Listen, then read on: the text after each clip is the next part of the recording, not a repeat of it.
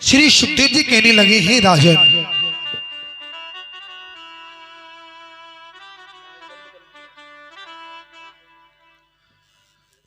मर्य काम सतपतिष्य माधवी जालिका दबिम। कहने लगे, त्रकूट पर्वत की कंदरा में एक बहुत बड़ा गज रहा करता था। गज समझते हो? गज माने हाथी। और उसकी बहुत पत्नी थी और उसके बहुत बच्चे थे। और वो जब जंगल में चलता ना, तो छोटे छोटे जानवर उसे सैल्यूट मारते थे। अब तो एक दिन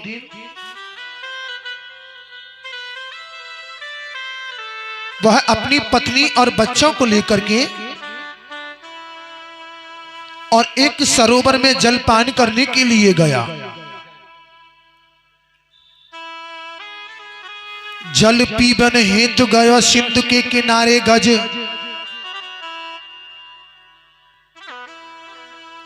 वो सरोवर क्या थी? सूरदास जी ये कविता गाते हैं, पूरी सिंधु थी।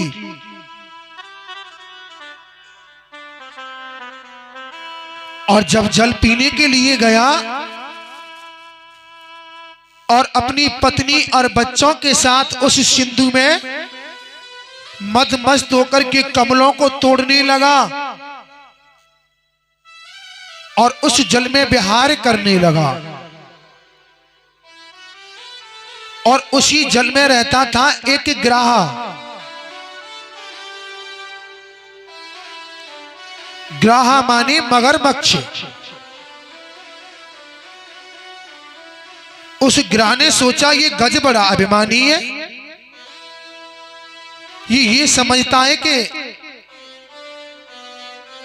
मेरे समान कोई बलवानी नहीं, और इसे अभी बताता हूं। और ऐसा कहकर के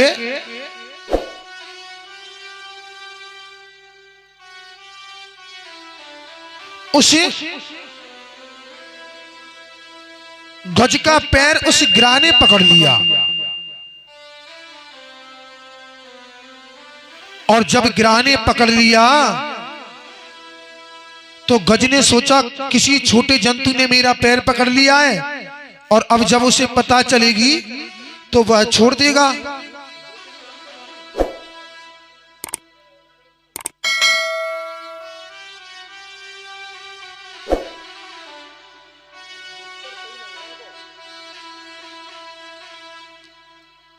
अब तो वह धीरे धीरे उसके रक्त का चाप करने लगा। और जब उस गज की शक्ति कमजोर पड़ने लगी तो उसने अपनी पत्नी और बच्चों से कहा, अरे भाई देखो किसी जंतु ने मेरा पैर पकड़ लिया। अब तो पत्नी और बच्चों ने गजराज को बाहर निकालना चाहा, परंतु वह गजराज को तिल भर भी नहीं हिला पाई। अब तो बहुत समय हो गया। श्री सुखदेव जी कहने लगे, हे राजा परीक्षित, गज और ग्राह के युद्ध को 10,000 वर्ष हो गई। कितनी हो गई? 10,000 वर्ष। अब तो पत्नी और बच्चों ने देखा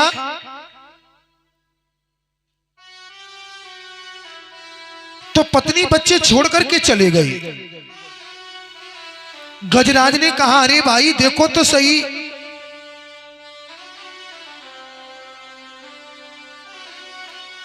अरे मेरे प्राण संकट में तुम मुझे कहां छोड़ करके जा रहे हो? पत्नी और बच्चे कहने लगे, अरे बाबूजी, जब आप जल से बाहर नहीं निकल रहे तो हम क्या यहां भूखे प्यासे थोड़ी नहीं मरेंगे।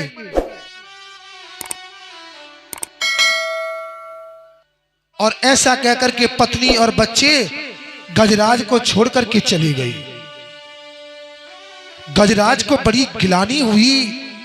गजराज सोचने लगे, मैं इन हाड़ मांस के पुतलों से इतनी सहायता मांग रहा हूं, यदि इतनी सहायता मैं परमात्मा से मांगू ना तो मेरे जीवन का उद्धार हो जाएगा। गजराज ने कि कांस्य मात पिता कांस्य भार्या सहोदरा अर्धकालीन संबंध काकस्य पर विधनम। काश्य मात पिता, काश्या भार्या माने पत्नी, सहोदरा बच्चे, कोई भी किसी का नहीं होता। अभी आपने प्रथम दिन की कथा श्रवण की होगी। जब तक तुम्हारे पास थोड़ी माया है, थोड़ा धन है, तो अनेक तुम्हारे हो जाएंगे, और जब तुम्हारे पास कुछ भी नहीं है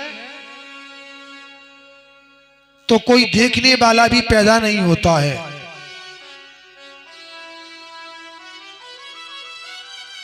और इस दुनिया में है कुछ नहीं, जैसे ही आया है और वैसे ही जाना है।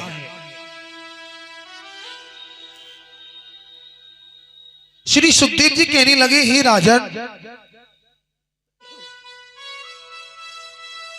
आज पत्नी बच्चे सब छोड़ करके चले गए। गजराज को बड़ी गिलानी हुई। गजराज सोचने लगे, इतनी सहायता मैं परमात्मा से मांगता तो मेरे जीवन का कल्याण हो जाता।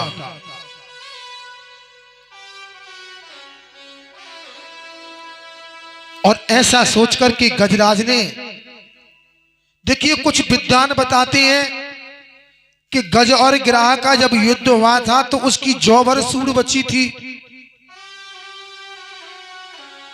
तो उसने भगवान को एक कमल पुष्प तोड़ करके चढ़ाया था। अब आप अंदाजा लगाइए जौ कितना बड़ा होता है। जब इतनी उसकी सूंड बची हो तो क्या भगवान को कमल पुष्प तोड़ के चढ़ा सकता था वो? तो कहती है गजराज ने सबको त्याग दिया और सुंदर मन से भगवान की स्तुति गाई, जिसे गजेंद्र मोक्ष स्तोत्रम बोला जाता है। सु माने अच्छा और मन माने प्रतिज्ञा, और सु और मन को मिला दोगे तो क्या होगा? सुमन। सुमन माने पुत्र भी होता है। तो गजराज ने सुंदर मन से स्तुति गाई। गजराज कहने लगे, एवं विविशदो बुदाय समादाय मनो अधि जजापम परम जाप्यम प्राग जन मन सुनिक्षितम। देखिए स्तुति तो गजराज कर रहे हैं, परंतु नाम किसी का नहीं लिया, परंतु स्तुति पूरी गा रहे हैं। ना ब्रह्मा का नाम लिया, ना शंकर का नाम लिया, ना विष्णु का नाम लिया, ना मैया सच्चे दरबार वाली का नाम लिया। सभी देवतागण आकाश में खड़े खड़े गज और गिराह का युद्ध देख रहे हैं। ब्रह्मा तो विविध लिंगम, सभी को अभिमान होने लगा। भगवान शंकर कहने लगे, अरे कुछ नहीं तो बस बम भोले ही बोल देता तो भी मैं इसको बचाने के लिए पहुंच जाता। मैया सचिया जोता वाली कहने लगी, अरे कुछ नहीं तो बस जय माता दी ही बोल देता। आज सभी देवता गज और गिराह का युद्ध देख रहे हैं। और गजराज कहने लगे, यह स्व आत्मनिदम निज मायार्पितम कुचितम विवाद कुछ ततो तिरोहितम अभिद्रक्षम साक्ष्यम तदीक्षिते शा आत्मा भूलोवतो मां परात्परा। गजराज कहने लगे, जो अपनी इच्छा से सारी सृष्टि का पालन करते हैं, सारी सृष्टि का लय करते हैं, मैं उन्हें प्रणाम करता हूं। मेरे प्राण संकट में हैं और वो मेरे प्राणों की रक्षा करें। अरूपाय रूपाय नमः आश्रय कर्मणे, जो निर्गुण होने पर सगुण है और जो सगुण होने पर निर्गुण है, वो शीघ्र आकर मुझे दर्शन दें।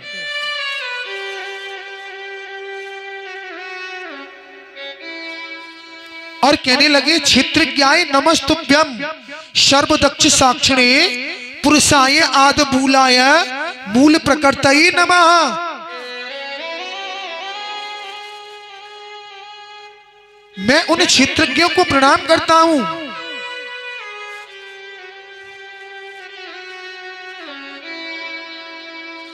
तो देखिए, गीता में एक श्लोक आता है, भगवान अर्जुन को बताने लगे, क्षेत्रज्ञाय सो मिमान बिंदी सो भारत। तो क्षेत्र तो हो गया मेरा शरीर, क्षेत्र क्या हो गया? मेरा शरीर। और क्षेत्रज्ञ हो गया मेरा परमात्मा। क्षेत्रज्ञ मेरा परमात्मा हो गया। तो यहां भी गजराज इसी बात को कह रहे हैं, क्षेत्रज्ञाय नमस्तुभ्यम सर्वदक्ष साक्षिणे पुरुषाय आद मूलाय मूल प्रकृतये नमः। मैं उन क्षेत्रज्ञों को प्रणाम करता हूं,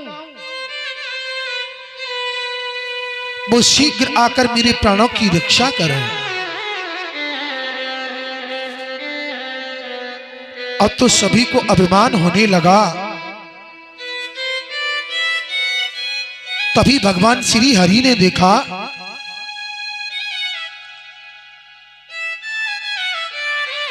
और कहने लगे, जो नाम किसी का नहीं है वो नाम मेरा है। अगर मैं भी इसे बचाने नहीं जाऊं तो ये अपने प्राण त्याग देगा। आज भगवान दौड़े दौड़े गरुड़ के पास गए। अब तो गरुड़ को भी दम आने लगी। गरुड़ कहने लगे, लो देखो, ये त्रिलोकी नाथ हैं, ये मेरे बगैर तो कोई जा ही नहीं सकते, मुझे इन्हें लेकर उड़ना पड़ता है। तभी भगवान मुस्कुराने लगी, कहने लगे, लो उस गज को तो बाद में बचाएंगे, इस गरुड़ को ही अभिमान रूपी ग्रह ने पकड़ लिया। भगवान कहने लगे, क्या कहते हो मुझे? मैं त्रिलोकी नाथ को लेकर उड़ता हूं। बोले, आज तुम मेरी उंगली को लेकर के उड़ोगे। आज भगवान ने अपनी उंगली गरुड़ की पीठ पर रख दी। अब तो पंख फड़फड़ाने लगे गरुड़, और उन पर तिल भर भी नहीं हिला गया। क्षमा याचना करने लगे। भगवान कहने लगे, अरे गरुड़, तुम्हारे अंदर क्या सामर्थ्य है जो तुम मुझे लेकर के उड़ोगे? मुझे स्वयं तुम्हें लेकर उड़ना पड़ता है।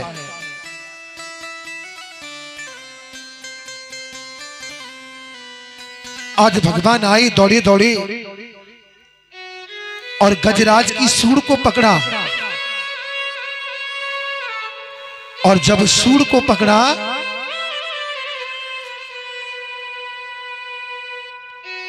तो धीरे धीरे खींचने लगे, तो वो गिराह भी बाहर खींचने लगा। भगवान सोचने लगे, पहले किसका उद्धार करूं? ये गज तो मेरा भक्त है, परंतु मेरे भक्त का भी पैर उसके भक्त ने पकड़ रखा है। सबसे पहले भक्त के भक्त का उद्धार करना चाहिए। और भगवान ने अपने सुदर्शन चक्र से और उस ग्राह के सर को धड़ से अलग कर दिया। और फिर उस गजेंद्र को भी आशीर्वाद दिया। अब तो वह दोनों एक दिव्य रूप में आ गए और दिव्य रूप में आकर के भगवान की स्तुति करने लगे। ओम नमो भगवते तस्या यत एचोर्चेदात्म परम पुरुषाय बीजाय परिसामये धीमहि। गजराज कहने लगे, हे प्रभु, मैंने अपना सारा जीवन विषयों में गंवा दिया, मैं तुमको पहचान न सका। प्रभु आपकी जय हो, आपकी जय हो, आपकी जय हो। और दोनों ने भगवान की बहुत सुंदर स्तुति गाई और उनकी स्तुति करते करते हुए दोनों भगवान के धाम को चले गए। एक बार प्रेम से बोलेंगे राधे राधे।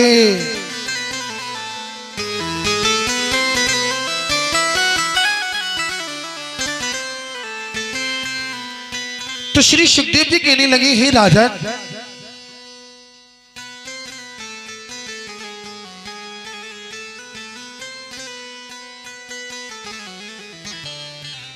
ये ग्राह पूर्व जन्म में एक हूहू नाम का गंधर्व था और ये देवल मुनि के श्राप से इस योनि को प्राप्त हुआ। और ये गजेंद्र द्रवण देश का राजा इंद्रधुम्न था और ये अगस्त मुनि के श्राप से इस योनि को प्राप्त हुआ। जैसे आप लोगों ने रामलीला देखी, रामलीला, तो रामलीला में एक जोकर होता है कॉमेडी करने वाला। जैसे आप लोग पिक्चर पैरा देखते हैं, उसमें भी कॉमेडी वाला होता है। तो ऐसे ही देवताओं की मंडली में दो गंधर्व थे, एक का नाम था हा हा और दूसरे का नाम था हू हू।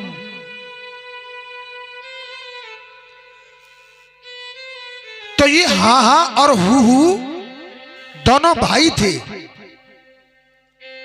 देवताओं का रोज मनोरंजन करते थे। मेनका, रंबा, उर्वशी जैसी अप्सराएं नृत्य करती थी उनके दरबार में। तो एक दिन क्या हुआ, देवल मुनि और एक नदी में खड़े होकर के मंत्र जाप कर रहे थे। देखिए, कुछ ज्ञानी पुरुष बताते हैं, यदि किसी सरोवर या तालाब या किसी जल में खड़े होकर के आप मंत्र जाप करेंगे ना, तो वह मंत्र सिद्ध हो जाता है। तो देवल मुनि जब मंत्र जाप कर रहे थे ना, तो इस हूहू गंधर्व ने सोचा, इन देवताओं का मनोरंजन तो मैं रोज करता हूं, परंतु आज इस बाबा को डराऊंगा। और बाबा को डराने के उद्देश्य से और वो उस जल में चुपके से गया और देवल मुनि का पैर पकड़ लिया। जैसे ही देवल मुनि का पैर पकड़ा तो माला वाला सब छूट गई, घबरा गए देवल मुनि। तभी ये हंसने लगा।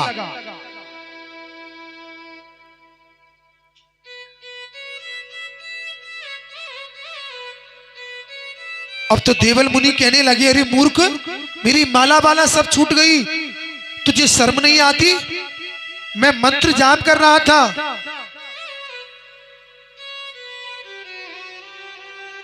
जा, मैं तुझे श्राप देता हूं, तू ग्राह हो जा और चुपके ही पैर पकड़ता रहे।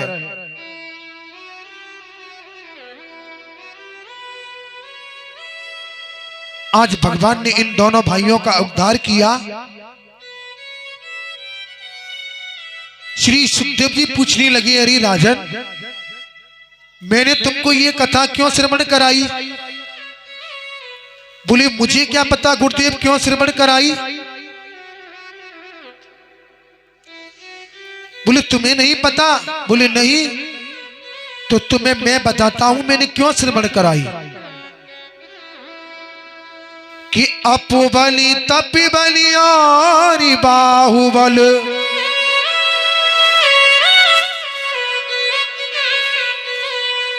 चौथा है बलिदाम।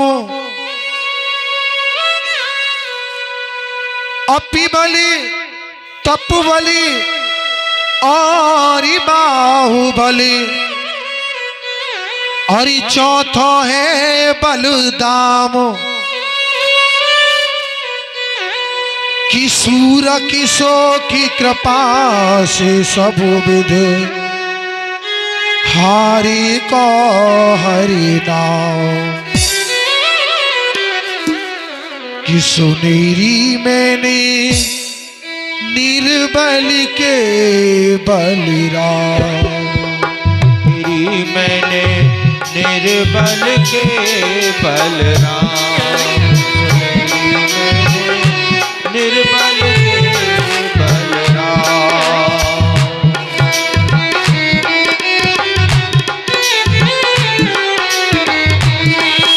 कि अपबल तपबल और बाहुबल, बल तपबल और बाहुबल, चौथा है बलिदाम।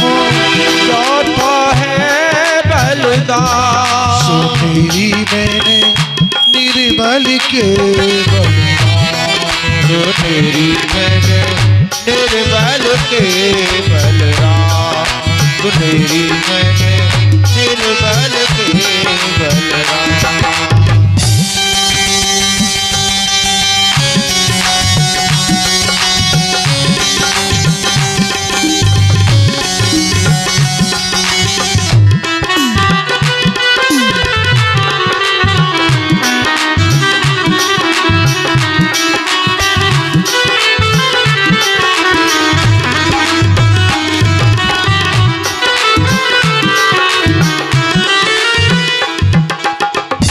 बोलिए बाकी बिहारी लाल की जय हो।